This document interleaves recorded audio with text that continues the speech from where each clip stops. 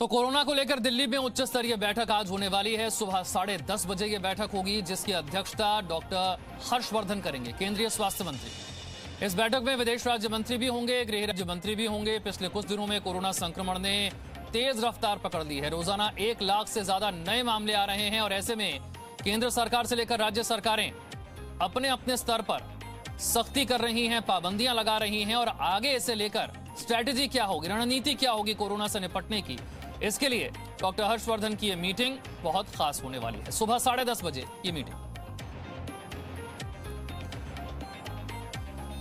तो देश में कोरोना के नए मामले रोज रिकॉर्ड बना रहे हैं। हर रोज 1 लाख से ज्यादा नए मामले आ रहे हैं और इसी को लेकर डॉक्टर हर्षवर्धन की अध्यक्षता में ग्रुप ऑफ मिनिस्टर्स की बैठक होने वाली है।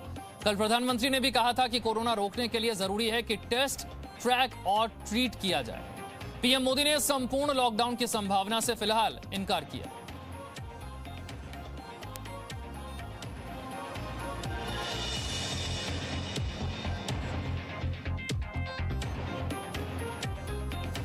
प्रधानमंत्री ने 3T पर जोर दिया है, जिसमें टेस्ट, ट्रैक और ट्रीट की बात कही गई है। ज्यादा से ज्यादा टेस्टिंग करनी है। संक्रमण के जो नए मामले हैं उनका पता ऐसे ही लगाया जा सकता है। ज्यादा से ज्यादा टेस्टिंग हो, ट्रैक किया जाए, जो लोग संक्रमित लोगों के संपर्क में आए हैं उन तक पहुंचा जाए, उनके टेस्ट किए जाएं और ट्रीट यानी कि जो लोग संक्रमित हैं उनका इलाज किया जाए। और अब कोरोना से जुड़े हुए 10 बड़े अपडेट आपको जल्दी से बताते हैं। प्रधानमंत्री ने मुख्यमंत्रियों के साथ कोरोना पर एक अहम बैठक की है। प्रधानमंत्री ने 3T यानी कि टेस्ट, ट्रैक और ट्रीटमेंट पर जोर दिया। कोरोना पर डॉक्टर हर्षवर्धन की अध्यक्षता में आज ग्रुप ऑफ मिनिस्टर्स की बैठक होने वाली है। भोपाल के कोलार में 9 दिनों का लॉकडाउन इस बीच लगा दिया गया है। एमपी के रतलाम में, खरगोन में, कटनी, बैतूल में भी संपूर्ण लॉकडाउन लगा दिया गया है। रायपुर में आज शाम 6 बजे से 19 अप्रैल तक के लिए संपूर्ण लॉकडाउन की बात की गई है। मेरठ, बरेली, गौतम बुद्ध नगर, गाजियाबाद सहित यूपी के ऐसे 8 शहर हैं जहां पर नाइट कर्फ्यू लगा दिया गया है। दिल्ली के गंगाराम अस्पताल के 37 डॉक्टर कोरोना संक्रमित पाए गए। एम्स दिल्ली में 10 अप्रैल से केवल अब इमरजेंसी सर्जरी होगी। कर्नाटक और जम्मू कश्मीर के 8 जिलों में भी नाइट कर्फ्यू लगा दिया गया है।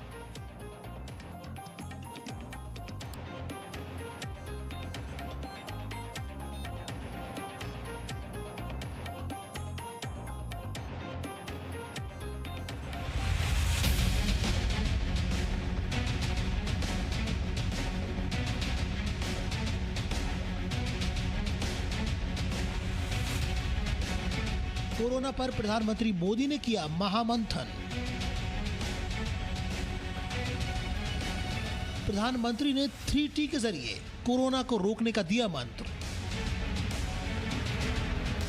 ट्रैक करना, ट्रेस करना और कंटेन करना, इनमें बहुत तेजी की जरूरत है। वैक्सीन पर हो रही राजनीति का भी दिया जवाब और लॉकडाउन की अफवाहों पर भी लगाया विराम।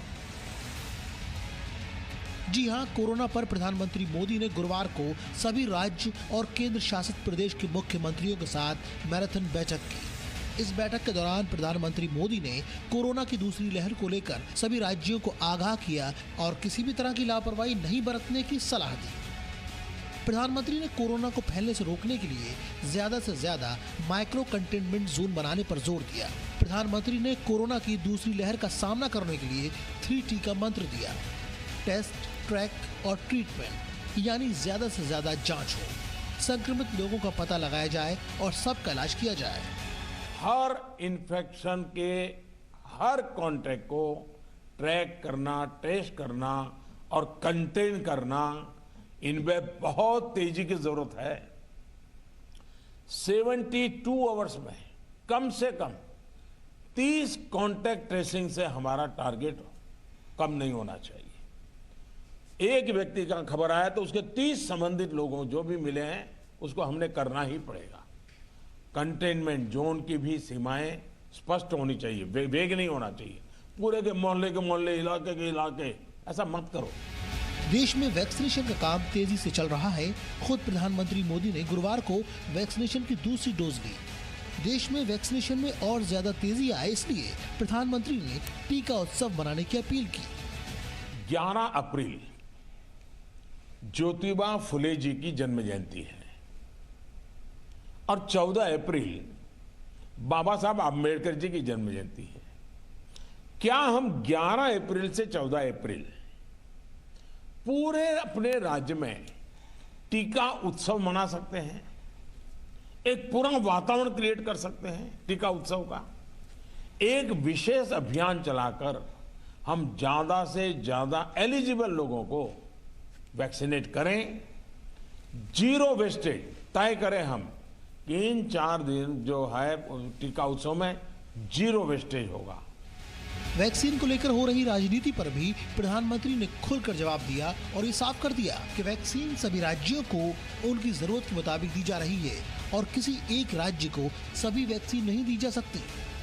आपको मालूम है कि भी इतनी वैक्सीन बन पाती है। अभी ऐसा तो नहीं है कि इतने बड़े बड़े फैक्ट्रियां कोई रातों रात लग जाती हैं। जो हमारे पास अवेलेबल है उसकी हमें प्रायोरिटाइज करना पड़ेगा। किसी एक राज्य में सारा माल रख करके हमें परिणाम मिल जाएगा, ये सोच ठीक नहीं है। हमें पूरे देश को ख्याल करके ही उसको मैनेजमेंट करना पड़ेगा।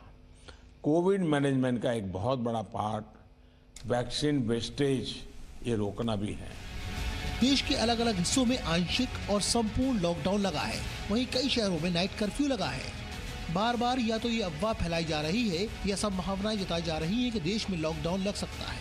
प्रधानमंत्री ने इस पर भी जवाब दिया, साथ ही नाइट कर्फ्यू के लिए एक नए शब्द का इस्तेमाल किया। ये हमारे गवर्नेंस की कसौटी है। हमारा बल माइक्रो कंटेनमेंट जोन पर होना चाहिए। छोटे छोटे कंटेनमेंट जोन पे सबसे ज्यादा होना चाहिए। जहां पर रात्रि कर्फ्यू का प्रयोग हो रहा है वहां मेरा आग्रह है कि उसके लिए शब्द प्रयोग हमेशा करें कोरोना कर्फ्यू, ताकि कोरोना के प्रति एक सजगता बनी रहे। 2020 के मुकाबले 2021 में कोरोना काफी तेजी से फैल रहा है। दूसरी लहर ज्यादा खतरनाक है, लेकिन देश अब कोरोना से परिचित है। वैक्सीनेशन का कार्यक्रम जारी है और लोगों को पता है कि हमें कैसे बचाव करना है। इसलिए प्रधानमंत्री लगातार कह रहे हैं कि लापरवाही नहीं बरतिए और अगले कुछ हफ्ते सचेत रहिए, जिससे कोरोना की दूसरी लहर के संकट से देश आसानी से निकल जाए। ब्यूरो रिपोर्ट, जी मीडिया। मेरे सहयोगी ब्रह्म प्रकाश मेरे साथ और जानकारी के साथ जुड़ गए हैं। ब्रह्म प्रकाश, प्रधानमंत्री ने तो मुख्यमंत्रियों के साथ बैठक कर ली, लेकिन अब पूरा देश ये जानना चाहता है कि केंद्र सरकार के पास स्ट्रेटेजी क्या है। आज जो स्वास्थ्य मंत्री मीटिंग करने जा रहे हैं उसमें क्या होने वाला है?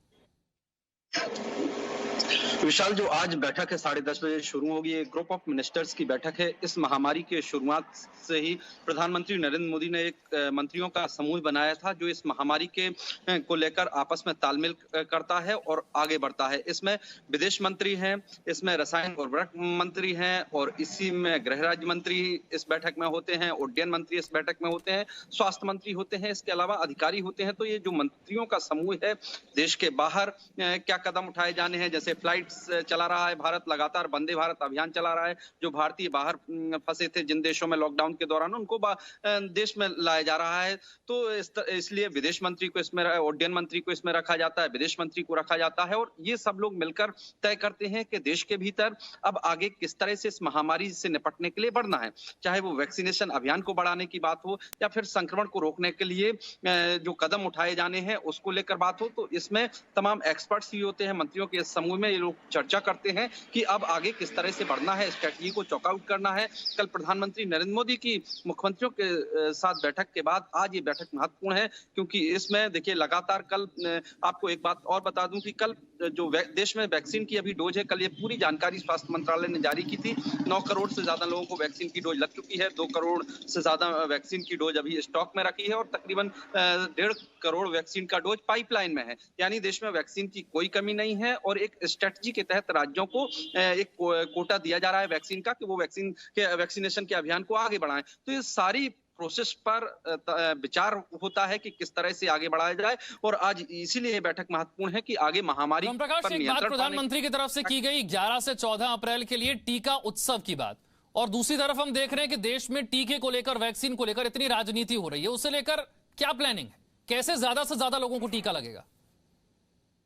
देखिए, वैक्सीन को लेकर महाराष्ट्र के स्वास्थ्य मंत्री ने 2 बार बयान दिया। उसके बाद स्वास्थ्य मंत्रालय की तरफ से एक स्टेटमेंट जारी किया गया और ये बताया गया कि 1 करोड़ 6 लाख वैक्सीन की डोज महाराष्ट्र को अभी तक दी जा चुकी है, 1 करोड़ 5 लाख गुजरात को और 1 करोड़ 4 लाख राजस्थान को। महाराष्ट्र और राजस्थान दोनों नॉन बीजेपी रूलिंग राज्य हैं, लिहाजा जो राजनीति हो रही थी उसका जवाब केंद्र की तरफ से दिया गया। स्वास्थ्य मंत्रालय की तरफ से आंकड़े जारी करके दिया गया। ये कहा गया कि प्रायोरिटी के तहत एक्सपर्ट्स जिस तरह से सलाह देते हैं उसी के मुताबिक राज्यों को वैक्सीन का स्टॉक दिया जा रहा है और आगे वैक्सीनेशन के अभियान को आगे बढ़ाने के लिए कहा जा रहा है। देखिए, कई राज्यों से ये भी मांग की गई कि जो वैक्सीनेशन अभियान है वो 18 साल की उम्र से ऊपर तक किया जाना चाहिए, यानी अभी जो 45 साल से ज्यादा उम्र का मानक तय है उसको घटाया जाना चाहिए। इसकी मांग 2-3 राज्यों से, दिल्ली से भी हुई है, महाराष्ट्र से भी हुई है। लेकिन देखिए, प्रधानमंत्री भी इसका जिक्र कर चुके हैं, स्वास्थ्य मंत्रालय भी कह चुका है कि एक्सपर्ट्स की एक कमेटी है जो इस बात को तय करती है कि कैसे इस अभियान को